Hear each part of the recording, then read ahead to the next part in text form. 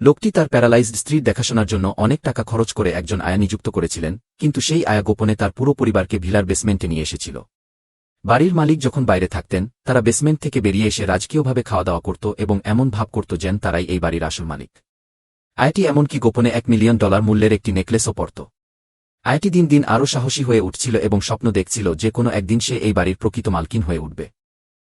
শীঘ্রই তারা পুরো ভিলাটি দখল করার ষড়যন্ত্র শুরু করল। তারা জানত না যে স্ত্রী ইতিমধ্যে সচেতনতা ফিরে পেয়েছেন। কেবল তার শরীরটি স্থবির ছিল।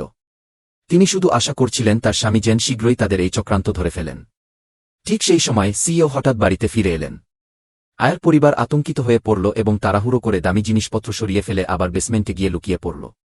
স্বামী যখন বেডরুমে ঢুকলেন, স্ত্রী তার সমস্ত শক্তি সঞ্চয় করে নিজের আঙুল নাড়ানোর চেষ্টা করলেন যেন তাকে স্পর্শ করতে পারেন। কিন্তু কর্মস্থল থেকে একটি ফোন আসায় স্বামী আবারও বেরিয়ে গেলেন। স্বামী চলে যাওয়া মাত্রই আয়া তার পরিবারকে আবারও আমোদ প্রমোদের জন্য বাইরে ডেকে আনল। ঠিক সেই মুহূর্তে মহিলাটি অবশেষে তার চোখ মেললেন। প্রচণ্ড প্রচেষ্টায় তিনি তার শরীর নাড়াতে শুরু করলেন। এই অনুপ্রবেশকারীদের নিজের বাড়ি থেকে তাড়িয়ে দেওয়ার জন্য তিনি সংকল্পবদ্ধ হলেন।